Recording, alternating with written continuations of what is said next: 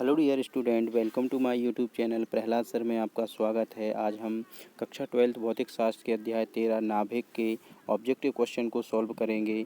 जो भी student channel पर नए हों तो चैनल को सब्सक्राइब कर सकते हैं। वीडियो के नीचे जो लिंक दिया है उस पर क्लिक करके आप चैनल को सब्सक्राइब कर सकते हैं तथा बेल आइकन को दबा लें, जिससे आगे आने वाले वीडियो की नोटिफिकेशन आप तक पहुँच सके। चलिए वीडियो को स्टार्ट करते हैं। पहला प्रश्न है, सही विकल्प चुनकर लिखना है। जिसका पहला प्रश्न है कि अल्फा कण निम्नलिखित परमाणु का नाभिक होता है। तो जो अल्फा कण होता है वो परमाणु का नाभिक होता है। तो इसका जो राइट ऑप्शन रहेगा ये होगा किसका? हीलियम का।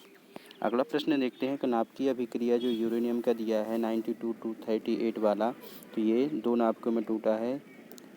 तो ए और जेड इसके मान बताने हैं। तो इसका जो राइट ऑप्शन रहेगा ये बी रहेगा कि किस किस में टूट जाता है।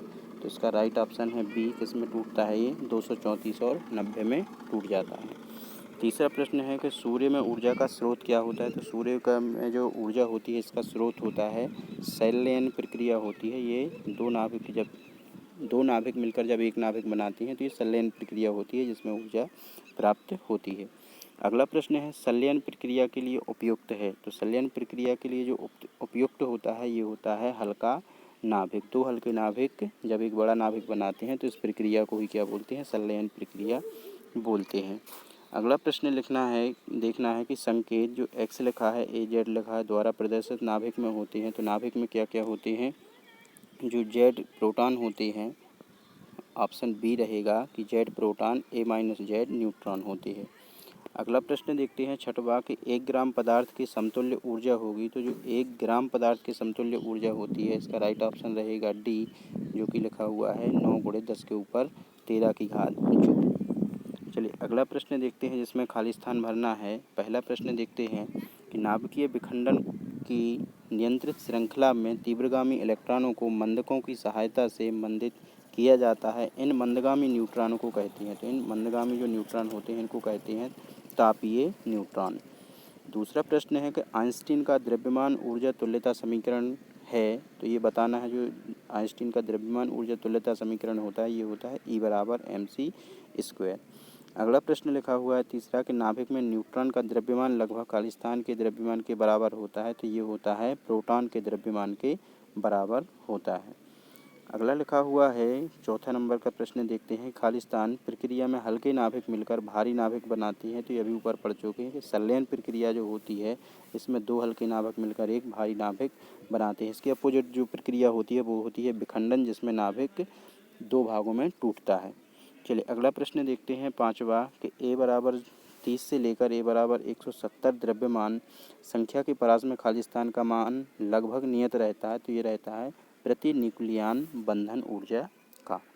अगला प्रश्न देखते हैं, सही जोड़ियां मिलानी हैं। जिसमें पहला लिखा हुआ है कि नाभिक की त्रिज्या। तो जो नाभिक की त्रिज्या होती है तो इसकी जो जोड़ी मिलेगी ये मिलेगी ई नंबर से मिलेगी r0 a के ऊपर 1/3 की पावर। दूसरा लिखा हुआ कि द्रव्यमान हानि क्या होती है कि एक जो बड़ा नाभिक जब दो नाभिकों में टूट जाता है तो उनका द्रव्यमान बड़े वाले नाभिक के बराबर नहीं होता है। तो इसका जो व्यंजक है वो है F नंबर पर। तीसरा लिखा हुआ है ऊर्जा का मात्रक। तो जो ऊर्जा का जो मात्रक होता है, ऊर्जा का मात्रक क्या होता है? Electron volt. चौथे नंबर पर लिखा हुआ है कि न्यूट्रॉन। तो न्यूट्रॉन की जो खोज की थी ये किसने की थी? चैडविक ने की थी। प्रोटॉन की खोज किसने की थी? प्रोटॉन की खोज किससे मिला सकते हैं जोड़ी? रदरफोर्ड से।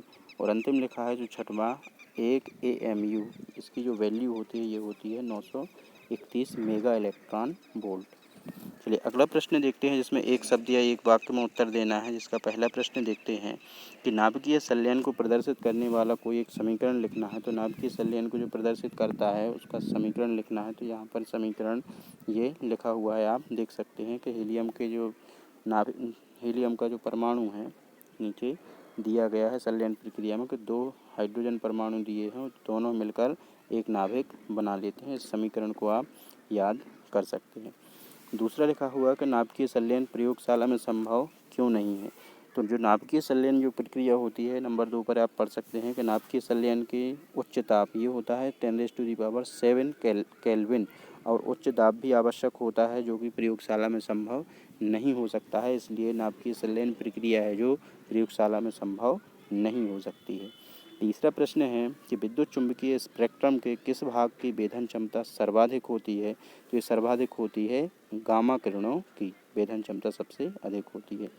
चौथा प्रश्न है मुक्त इलेक्ट्रॉन के क्षय को प्रदर्शित करने वाला समीकरण लिखना है। तो मुक्त न्यूट्रॉनों के क्षय को प्रदर्शित करने वाला जो समीकरण है चौथे नंबर पे आप देख सकते हैं लिखा हुआ है, इसको आप याद कर सकते हैं। पाँचवा लिखा हुआ है कि नाभिक के आकार का क्रम कितना होता है। तो नाभिक के जो आकार का जो क्रम होता है, साइज़ होती है, वो होती है 10 के ऊपर -15 की पावर मीटर। अगला प्रश्न लिखा हुआ है कि क्या सभी नाभिकों को की जगह का होना है कि घनत्व एक समान होता है, यदि हाँ तो इसका क्रम बताना है कि नाभिकों को जो घनत्व होता है वो कैसा होता है। तो इसका जो राइट ऑप्शन है कि हाँ, लेकिन होता है कितना है 10 के ऊपर 17 की घात प्रति घन मीटर होता है। अगला प्रश्न देखना है अपने लिए 7वां कि नाभिक की त्रिज्या उसकी द्रव्यमान संख्या में किस प्रकार संबंधित है। जो नाभिक की त्रिज्या होती है वो द्रव्यमान से किस प्रकार संबंधित है। तो 7वें ऑप्शन में आप देख सकते हैं R बराबर R0 e⁻³ पावर लगी हुई है। अंतिम प्रश्न देखते हैं कि निम्न में से सत्य और असत्य बताना है। तो पहला प्रश्न लिखा हुआ है कि नाभिकीय संलयन व विखंडन प्रक्रिया में ऊर्जा उत्पत्ति का कारण द्रव्यमान क्षति है। तो ये सत्य कथन है, क्योंकि द्रव्यमान की क्षति होती है तभी ऊर्जा निकलती है। ठीक है। दूसरा प्रश्न है कि हाइड्रोजन बम की कार्यविधि नाभिकीय विखंडन पर आधारित होती है। तो ये असत्य है। ठीक है। अगला प्रश्न देखते हैं कि हीलियम नाभिक ही अल्फा कण कहलाता है। तो पहले भी पढ़ चुके हैं कि हीलियम का नाभिक होता है वही क्या कहलाता है, अल्फा कण कहलाता है, सत्य है। चौथा, सूर्य की ऊर्जा का कारण नाभिकीय विखंडन है, ये असत्य है क्योंकि इसका उल्टा होता है, संलयन उसकी ऊर्जा का कारण होता है। अंतिम प्रश्न है कि गामा किरणों की बंधन क्षमता न्यूनतम होती है। तो गामा किरणों की जो बंधन क्षमता है वो न्यूनतम नहीं, सबसे अधिक होती है, इसलिए ये भी असत्य है।